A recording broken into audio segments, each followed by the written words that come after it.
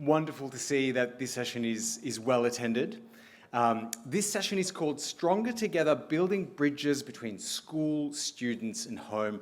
And it couldn't be more apropos after our keynote speaker presented about the idea of how vital it is to have parents and families engage in the progress of their child, socially, emotionally, academically. It's such a vital part of a child's development, such an important part of the school's life, so important for teachers to have those parents connect. So my name is Daniel Borbley. I'm an education consultant with Schoolbox. I'm also later on going to be joined by Chris Durante, one of our school engagement managers based in New South Wales. And the main event will be Laura Houston from Westbourne Grammar School, who will present the lived experience of a school trying to make those connections between families and their expectations, teachers, their expectations, students and their expectations, in particularly how Schoolbox functions. So welcome. I'm not going to individually go through the session objectives. Broadly, the introduction, I think, by our keynote speaker, Rachel Stewart, was such a wonderful introduction. But I do want you to focus on this image, which I think is a lovely metaphor capturing what we're trying to communicate.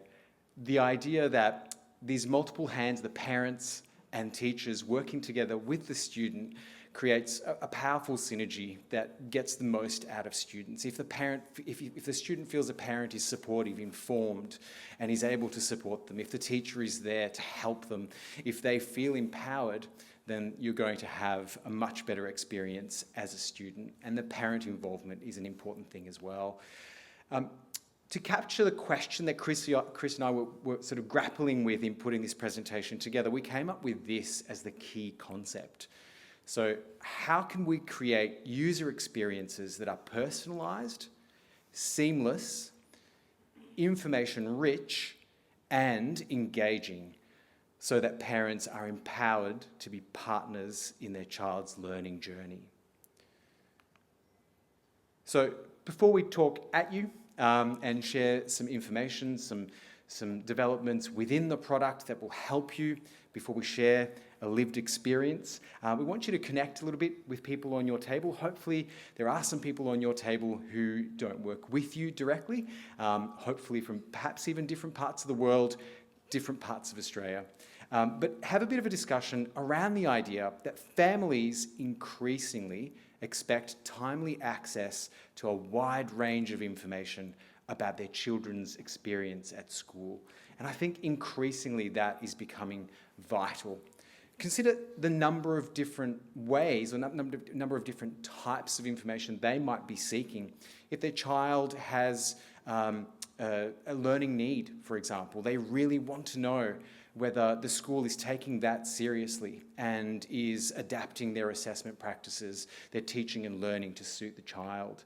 Obviously, academic results and progress are a really important part of what parents really want to know. But there's a broader community aspect. We heard Rachel Stewart talk about the connectedness and the community and the communication, which is such an important part of any learning management system. And how does that create a sense of community, shared experiences, how news and information is shared, and also pastoral care and well-being, which is, as a parent myself of two young boys, I really do care, most of all, are my children happy at school? Are they being supported emotionally, socially? How are they going? Are they feeling connected? Do they have friends? And all of that information and that anxiety the parent naturally feels, consider those aspects as well. There are a couple of prompt questions to help you think about those things. So what types of information does your particular school or institution prioritise? What do you excel in communicating with parents? And maybe what are some areas that could be developed as areas where you think the communication and that connection may be lacking and could be improved through perhaps Schoolbox as a learning management system or as a communication portal. So we'll give you about 5 minutes or 6 minutes or so to have those conversations, and then we'll go on and give you examples of how we can do it technically in the system and how a school has applied some important consulting and work with their community stakeholders to make it successful. So we'll give you about 5 minutes and we'll rove around. All right. So I'm hoping that you have met some new people and had a rich conversation around your schools. And I know that I have a number of people in the room who I worked with previously, some multi-campus schools with lots of complex needs, junior schools and senior schools. I know that there are international guests and international schools represented in the room as well, with their complex needs and communities of diverse backgrounds. In international schools, obviously that's a major component. Language is a really important aspect. There are so many different exciting things to talk about when you have other schools with very different parent bodies, with very different contexts. So hopefully you had a chance to talk to some schools that are very different from yours. They often bring a very different perspective. So I'm going to do the first part of the presentation. It's going to be mostly focused on features. So what types of features are relatively recent or emerging in the product that will help you perhaps more effectively communicate with parents, whether it's teaching and learning related, or whether it's going to be pastoral care related, or whether it's going to be communication with your parents. But how do we make those connections, and what new tools do you have to do that? Later on, Chris is going to discuss a little bit more the broader picture beyond some new features. I'll focus mostly on learning, teaching and learning. He's going to broaden that to the whole picture of the whole child, beyond just the classroom and beyond online learning. And then Laura will give you specific examples of parent engagement. So looking at this image on notifications, often your parents, your families will be engaged by something external to the instance of Schoolbox that will pull them into the instance. And chances are that will be a notification of some kind, an email notification that goes out, a digest that goes out. And I've worked with a number of schools where the team implementing Schoolbox had departed and no longer worked at the school, or perhaps moved on to different roles. And the new team managing the system wasn't part of that and thought that these notifications were just hard-coded in the system and that's how it worked. And it took working on a particular new module that they were implementing to realize that there's quite a large list of notifications that can be configured. And now, in one of our latest releases, you now have also the ability to mandate some of those things retrospectively, which you couldn't do before. So if you want a certain communication pathway to parents, for that role type of parents, you couldn't go, actually, I've changed my mind. I really want them not to have the ability to mute. You didn't have the ability to completely deny them the access of muting if that was the initial setup. Whereas now you can apply it to their individual settings and say, these are the default settings that we would like. So notification will bring you in. I highly recommend that if you haven't looked at your notification settings, take some time perhaps and look through what are those settings for the different role types. Are they still appropriate? What are the schedules for digests when they go out? Is that appropriate? Do your email banners and other things that can be attached as engagement pieces, are they up to date, which often they get forgotten about? Or push notifications, are you using them? How are you using them?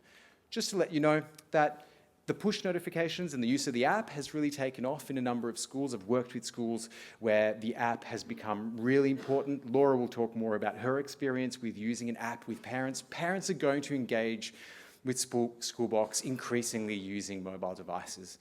And how do we make sure that what you design is responsive to mobile, it's accessible and they can find the information that they need?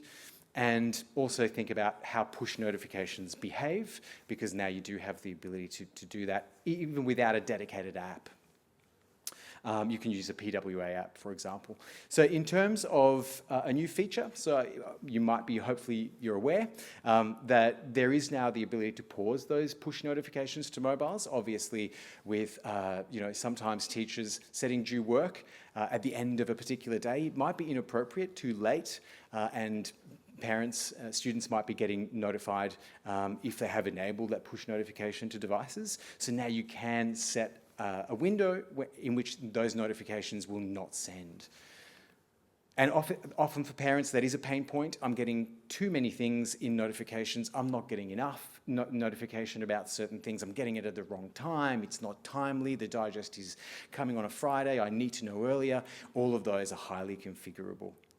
In terms of the parent dashboard experience, I'm not going to delve too deeply into the design because Laura's going to talk a bit about different ways that she has taken interfaces and redesigned them to make them more intuitive and a better user experience for parents. But auditing those designs periodically is really important. So is the design intuitive for parents? Is the most important in that information hierarchy that they really need to know immediately when they log on because a notification pulls them in? Is it accessible? Can they access the information they really need? Is it engaging? It was important that our lovely keynote speaker had mentioned about the idea of this being a community of people who share the same experiences, where communication is such an important aspect of that experience for a parent. Is it engaging for them? Do they get to see their child? Are there images that perhaps they can see? Is there information and news posts about my child that's relevant to me? So is it engaging? Is it personalised to their experience? Is it information rich, or is it just going to be static and every time I turn up it's the same predictable information and so I lose interest? Is it responsive to mobile, and is it relevant and timely information? All of those would be important considerations. I'm going to focus mostly on this tiny little component on a page. I'm not going to talk about page design, but focus on the most important component for parents, and that's this My Student component, which is really a gateway for them to access all the information, most of the information that they need about the child, whether it's pastoral care information you share with them, whether it's their grades page and feedback from teachers. A lot of it is, through that gateway. So that previously, those buttons and where they lead wasn't really highly customizable. It used to be minor modifications that you could make to it. In some of our latest releases, you may have noticed in the release notes that now those particular interfaces are now highly customizable. So what a parent sees when they look at their child's profile, the information that is displayed for them, what they can view, the photo of the child, those various buttons and tabs can be resequenced, and it can be far more personalised to your school's needs. A few examples of those additions might be the fact that you can know the timetabled location of your child, you can hide sensitive information so there's no fear of privacy being broken. There's who can see my child's photo, for example, which can be very easily configured by the various role types. So that customization might be really helpful in allowing you to enable parents to find the information that they need about the child. Those buttons, which previously had minor modifications you could make to it, are now highly customizable, and you can create a range of buttons leading off to various spaces important to parents. I'll focus a little bit on academic feedback and reporting. Parents obviously are invested in their child's development and how academically they're progressing. So this sort of grades button on the My Students component will take them to a rich source of information about the student's progress. Focusing on growth mindset, these are highly configurable interfaces. So some schools do decide to restrict what parents can see. So you may not even be aware, unless you go into the admin area, that there are a whole range of different things that you can open up to parents to view.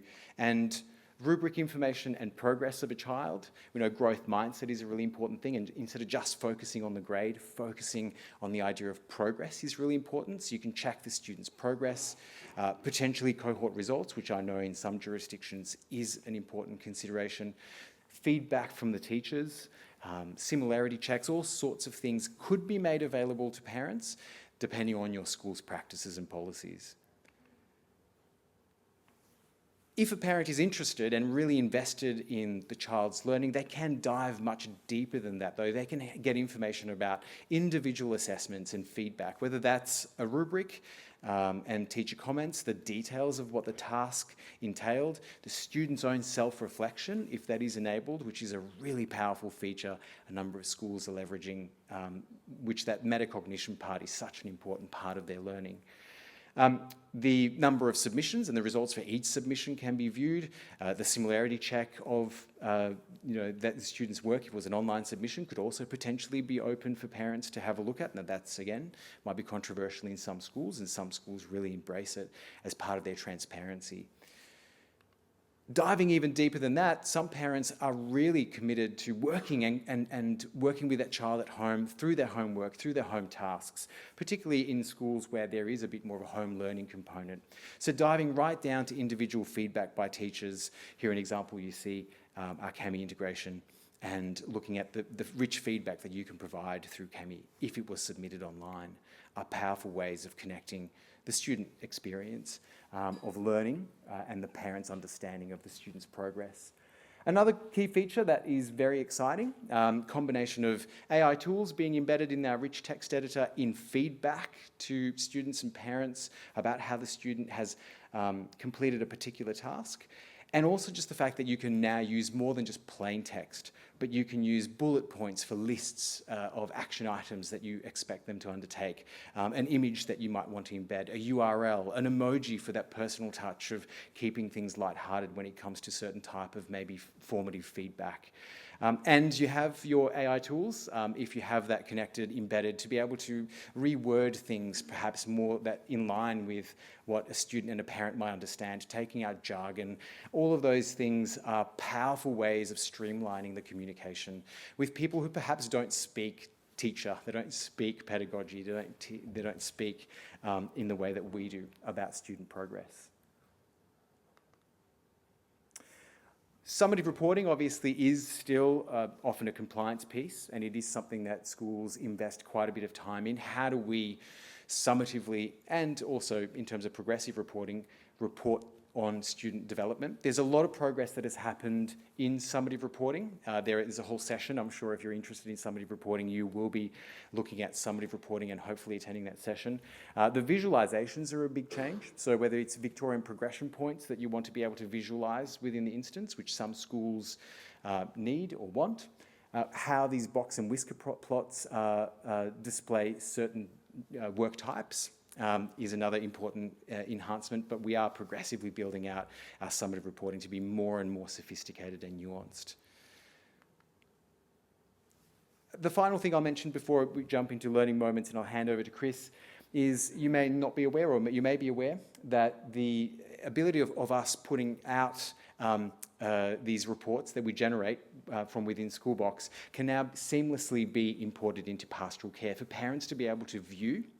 So you can have a list of reports, past reports and current reports that a parent can log in and have a look, again, from the student's profile, so that they've got a good sense of the student's progress over a period of time, that they have access to at any time. So that is another important feature for schools that are using Schoolbox to report, but you can certainly bulk upload other information into pastoral care as well, and that feature is quite powerful. Finally, sometimes informal learning and classroom activities are things that I, as a parent particularly, I'm very interested in what my children are doing, and I love seeing them in action on the sports field or wherever. Chris will talk about some of those functionalities as part of our Premier Partners. But built into Schoolbox, the learning moments also has some really exciting developments. I'm not going to reveal anything too soon, because I know there's going to be a big splash about it later on from James. But learning moments, which has been already such a powerful tool, is going to become even more flexible. He's going to talk a lot more about the idea of moderation, but well beyond the idea of moderation, of making it something that makes schools really comfortable around sharing learning, which is such a powerful thing for parents. It's a really powerful thing for students, for their work to be showcased, and there'll be a lot more to be said about those learning moments. So I'm going to hand over now to Chris to look beyond the classroom, beyond learning, and explore a bit more about showcasing the whole child's development. Thanks, Dan. So let's focus now on life outside the classroom, what some schools call character education, co-curricular, important aspect of school life. And let's have a look at some of the things in Schoolbox that can support that and can help this build this homeschool bridge that we're talking about today. So firstly, GeoSnapshot. So around about 4 years ago, we partnered with the photo management platform, GeoSnapshot. We knew that schools take lots of photos, lots of people in schools take lots of photos. And I guess it started off with a wondering around how we could make an easier way for schools to share those photos through the Schoolbox platform.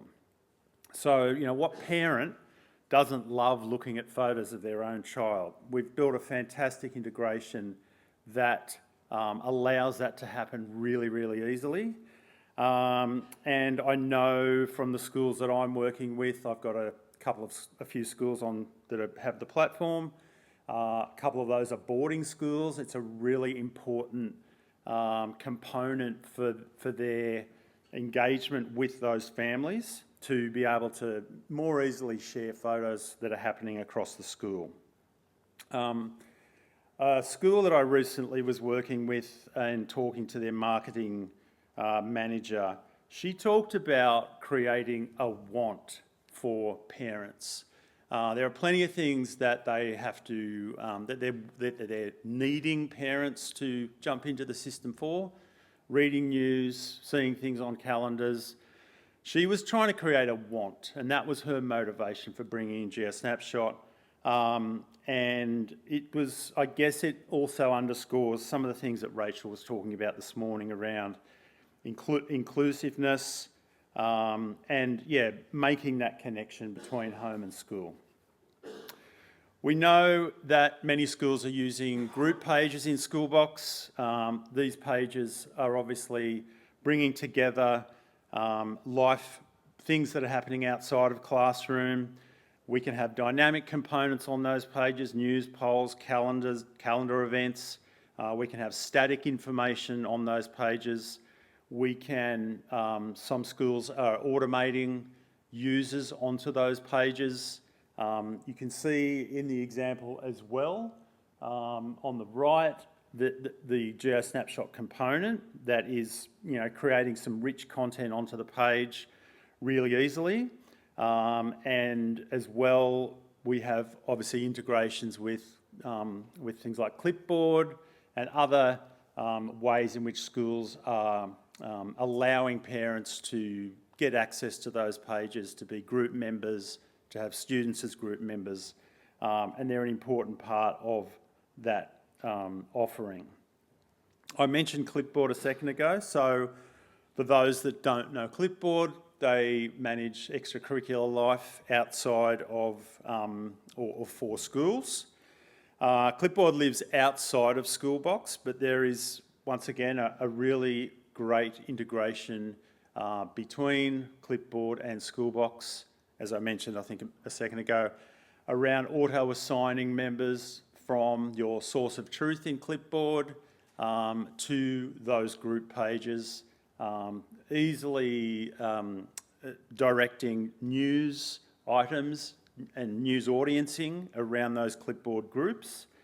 And it's a really nice way to bring that data from Clipboard into Schoolbox and to allow parents to have access to what is happening inside the co-curricular life of their children. In our micro-credentialing aspect of Schoolbox, many schools have taken this area of the platform up and are building goals and achievements, potentially set by students or for them, and then being awarded through achievements in our goals and achievements area of the platform. Parents can easily see a student's goals and achievements via the student activity on their profile page. This creates connection and allows parents to be part of the conversation around goal setting. And once the achievement is awarded, parents are included in that success. I mentioned the difference between need and want a minute ago. So Paperly, I guess, is in that need area. That Paperly are our partner. You can have a chat with them in the break. They're a partner in forms, excursions, parent-teacher interviews, and they're one more example of schools setting up an easy entry for parents to create that need, as I mentioned. So whether it's approving child excursions, completing a form that it's directed to them, updating family details, which you can all do in Paperly and effectively all inside Schoolbox, medical details of their children, and as I said, parent-teacher interviews. We've built a really neat Paperly dashboard component to make that process easier, as well as there are the usual notifications that are being sent from the Paperly component and platform to parents. Lastly, pastoral care. So this is our fastest growing part of our platform. Many schools have taken it up, but there's probably a number of you in here that aren't using the pastoral care module. For those schools using it, it's a really easy way for staff to create pastoral records, to obviously build a fuller picture of what is happening in the life of the student. And then from there, sharing that with parents in a managed way through the design around types and subtypes of those pastoral records. But it's a really easy one click from the dashboard, having a sense of what's happening in those pastoral records for their children, and then potentially, increasing that conversation between home and school. So, I'd like to introduce Laura now, Laura Houston. Laura's the LMS and Project Manager at Westbourne Grammar School. She has led the charge, along with her team, to create success via the Schoolbox platform, aka My Westbourne, including but not limited to the parent experience. So to help her share that story, I'd like you to join me in welcoming Laura to the lectern.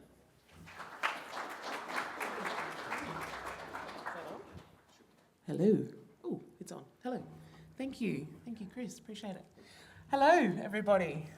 So yes, I'm Laura Houston. I am the LMS and Project Manager at Westbourne Grammar School. I'm sure you've never heard that role before, but that's okay.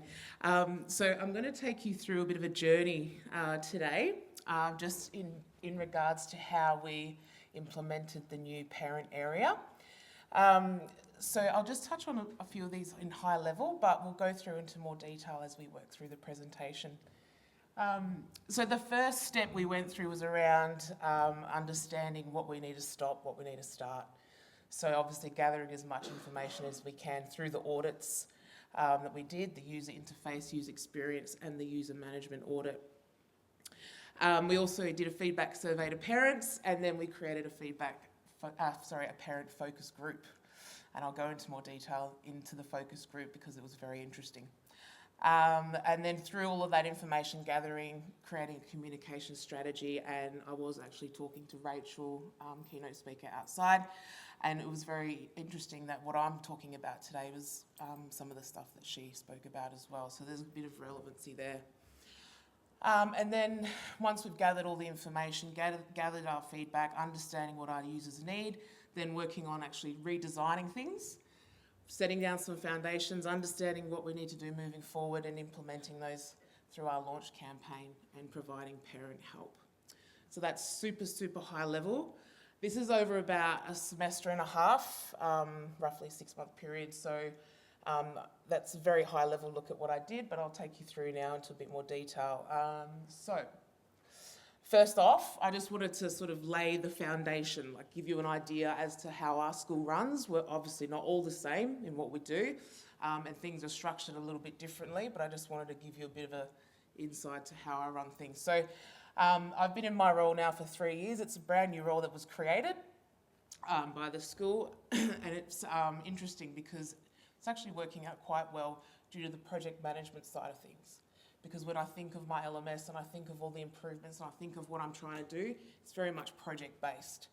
So what I've learned through my project management, I then apply back to the LMS side of my role, and I oversee the My Westbourne committee. And so I wanted to just show you a bit of a snapshot of what the committee looks like, and you can see that I've got some really awesome roles in the room. So they're pretty much every voice in the school is heard, and there's also roles outside of the school academic life that are in the room too. So I find that having the right people in the room makes these things move faster. We find that we only meet 3 times a term, but we're pushing our work quite quickly because we're all in the room and we're all agreeing on what we're doing and that decision making. Following that, we have a strategic plan at our school. So ultimately, every improvement or every sort of thing we're trying to maintain is included in a strategic plan, and there are active deliverables that are applied to that strategic plan. And so within my role, I report into the Director of Strategic Initiatives, and I'm part of the Department of Strategic Initiatives, and so I ultimately get to be part of those discussions. And I always chuck in all of my LMS deliverables that I need into that strategy. So ultimately, what you're about to see, I've already got the buy-in. I didn't have to write a proposal up to exec. I didn't have to go and try and find a group of people to help and get everything up and get everything running. So for me, it was a little bit easier, and I understand that maybe at your school, you might not have that arrangement. So I just wanted to give you an idea as to how I achieved what I did because we had this foundation. All right, let's move on. So first thing, I'm thinking about the journey, number 1 and number 2. This is it. Review, review, review. Gather as much information as you can. Do the audit. Do the user interface, user experience, and the user management audit through Schoolbox. They'll help you do it. It's fantastic. You gather so much information. They tell you what to stop. They tell you what to start. They also advise you to do a feedback survey. So we did a feedback survey to parents, and that was fantastic. And you want to hear the good, you want to hear the constructive as well. You know, sometimes you might not really enjoy what you're hearing or what you're reading, but ultimately at the end of the day, you need to. And then the last one, which I really wanted to go into a little bit of detail, was the parent focus group. So this is where, you know, and touching back on what Rachel was talking about, this is where we actually got parents in the room. So that was very interesting. And I actually wanted to get a whole range of parents. So I wanted to get a parent that has, you know, maybe four students, you know, 1 in junior, 1 in senior, 1 in middle, whatever that looks like, or maybe just a parent that's not so tech savvy and then a couple of parents who are. And so with that parent focus group, I reached out to our parent association or the parent body, whatever you guys sort of have, and they helped me find some really cool people to come into the room that were also interested and wanted to help, but also were like the best test cases. And I will tell you, like the first 1 or 2 sessions were really hard because it was basically them just like pretty much yelling in my face all the things that are wrong. And I had to just like stand there and cop it. But no, it was constructive. I feel like for me personally, any feedback is good feedback. So I was happy to work with them. Pretty much the rest of the committee just stayed away. I did it myself. I worked with the parents myself. And ultimately, after about the 3rd or 4th session in our focus group, we started to build trust and we started to become actual like friends. And they were really looking forward to these sessions. And I got to gather so much rich information from them. You know, and it was good because within my role, I was able to make changes as well pretty quickly. So like as an example, if it was something simple that they just wanted, so, you know, Laura, we just wanted to make this page, this colour because it just looks better. Yep, do it for you right there and then. And so then that builds that trust with them even further, you know, and in our parent area, I've created a space for them that can contact me directly. So if they fill out the form, it comes to me. So I've got that transparency. I've got that back and forth, you know, what Rachel's talking about. So it's really important for that one. So yes, we ask, listen, repeat, and we ask and ask again. That's what I did. So then once I've gathered all this information and I've got all of my feedback from my users, I've, met with my parent focus group, we're all working together. I then had to then do the work. This is the big bit, so around getting people involved in terms of the workshops, understanding what we're going to do moving forward, how we're going to design, what we're going to apply. So the first round of workshops were to do with the user interface and user experience, the redesigning. So, having marketing in the room, pretty much everyone on the committee was there because you saw on my committee, we had marketing in there, we had IT in there. So I used a lot of the committee meetings to do some of these workshops. So that was really good, and we all sort of come together and put in our preferences, and we come up with a couple of concepts, and that moved pretty quickly because we had marketing there, and they just made things look really good. So it was fantastic. The user management workshop, that was more IT focused. So part of the feedback was, I see too much news, I see too much information. I only just want to see what I need to see. So we had to look at our groups and look at the back end and see and make sure that that was all set up properly. So that came out of the audit, right? So then working with IT to make sure that's all good, making sure the UPS through our SIS works and it's all good to go. And so then moving on to the communication strategy as well. So after that user management group, understanding where we apply the new groups and then fixing up the news accordingly. So making sure that those news posts are targeted now via those new groups. And they also got a fresh lick of new feature images, which were standard across the school. So you'll see that when I show you the new dashboard. And then finally, the last thing, and this is super important, especially because now with the PWA, parents are going to be using the mobile version of our Schoolbox all the time. You're going to find like 90% of your parents will be on the phone. That's just how it is. When I did my research before I did this, I actually got some data from Digistorm, because we use the Digistorm app. I got some data from Digistorm.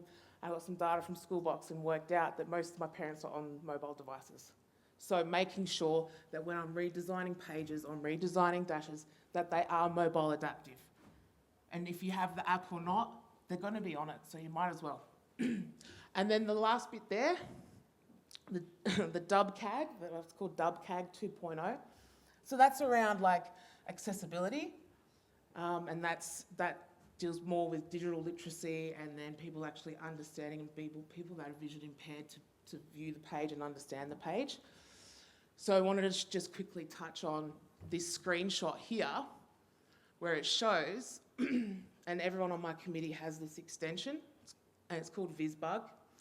And basically you turn the extension on and you hover your mouse over the area that you've redesigned, and it will tell you, you can see here that there's the AA and the AAA standards, and if there's a tick there, then that meets those standards. And so that means that that area there is then okay for people with a low digital literacy, or it's okay with people that are vision impaired.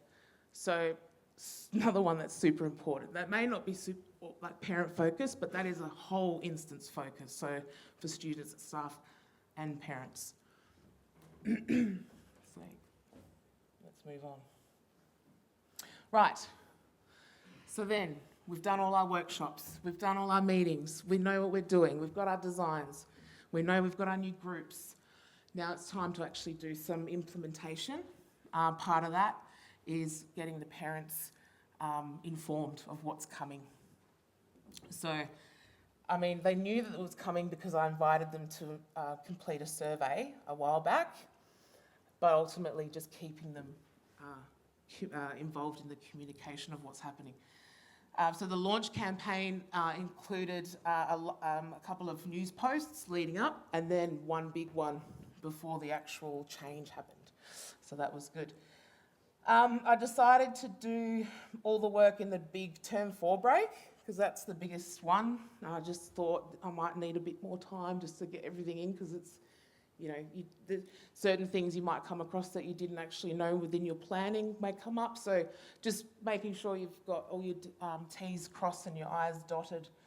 And so the big term 4 break, And so in that space, I prioritised the parent dashboard and the parent kiosk. So in my launch campaign, I said to parents, straight away when you come back from Christmas, when you come back from your holidays, you're going to see a new dashboard and a new kiosk, right? But then throughout term 1, I then redesigned all the rest of the pages. So I told them that it'll be a phased approach. So we worked tirelessly through the term 4 break to get the parent dash and parent kiosk done. And with that support from marketing, providing all of that branded content, it just made it a lot easier for me to do. And then the fourth dot point there, really important, this one. Whatever changes you make to the parent area, make sure you inform all the staff. But in particular, the staff that are answering the phones, the ones that are really talking to the parents, the face of the front of the school.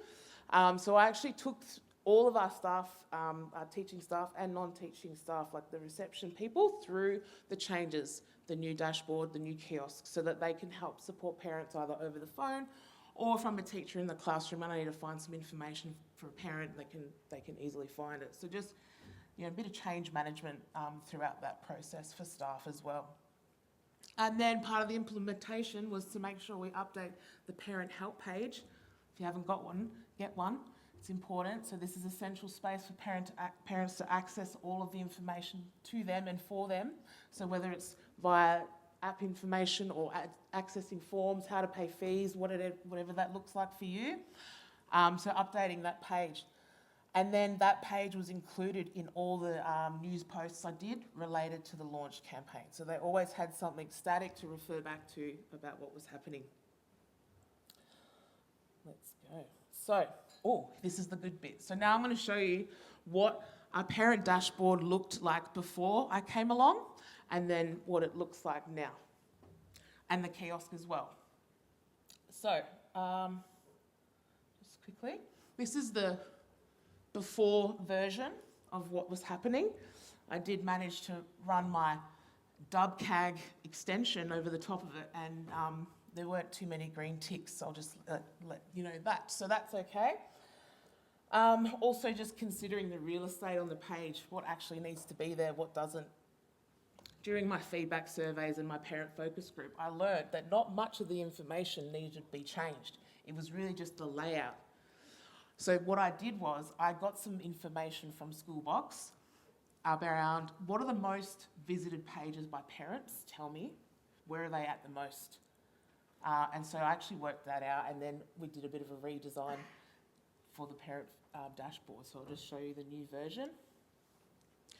So a bit of school branding there. Our colours are navy, gold and green with the grey as an accent. So just to tie it back to the school, make it a bit more modern as well in that respect. Now to the left is the site version, and to the right is the mobile version. So just showing you there. With the icons, they scale back and forth beautifully. You can see they're both easily readable between the two.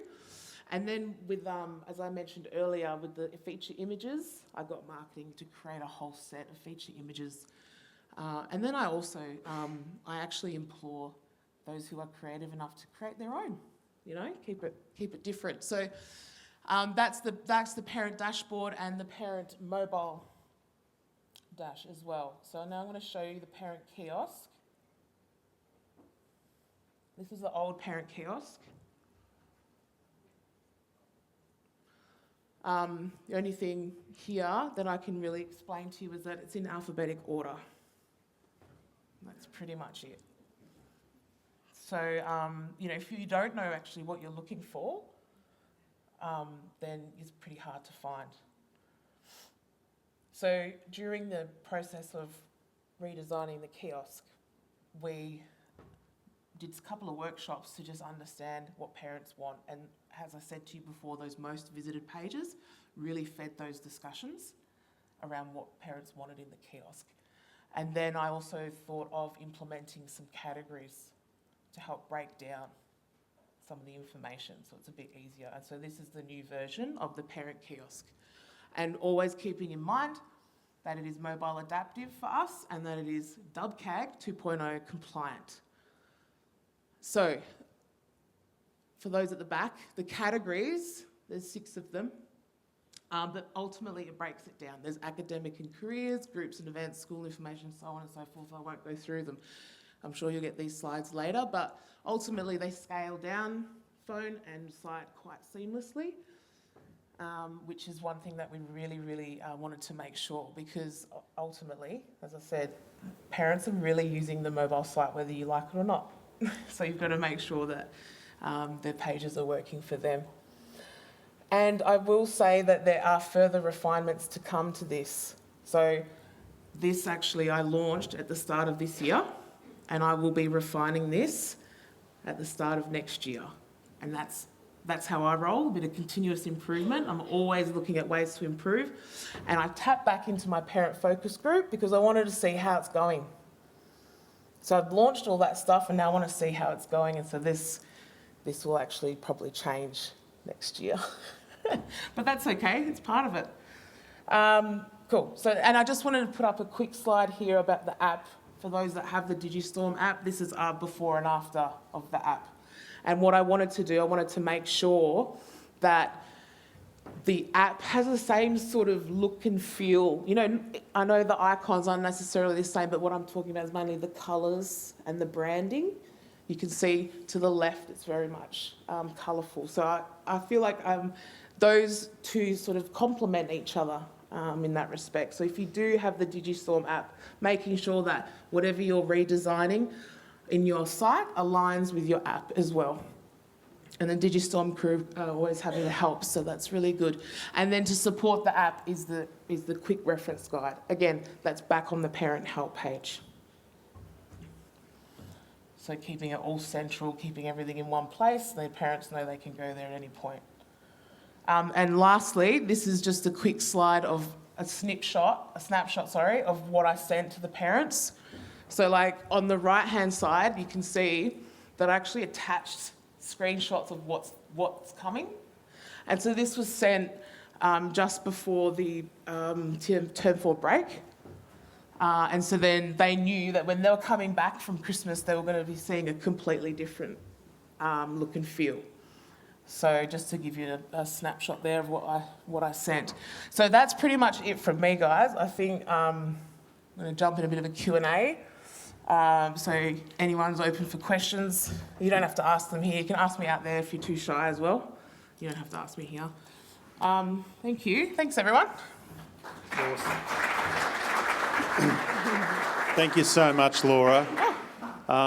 Those ideas that you shared, the story around change that's happened at Westbourne, the things that you have brought to that whole experience around building trust with the different stakeholders, being so well researched about, even things like the accessibility, which is something that blew me away. Yeah. And just the idea around phased approach, don't be too scared to take this on, but phased approach, but also continuous improvement. So thank you once again for your insights. Thank you. Great. No worries. Join me in thanking her. Yeah, thank again. you. Oh, this is for you, by the way. Oh. Sorry. Oh. Not me. Oh, booze. Thank you. So we are out of time, I believe. So thank you very much for participating today and joining us today. And please now move on to your next session. Thanks, everyone.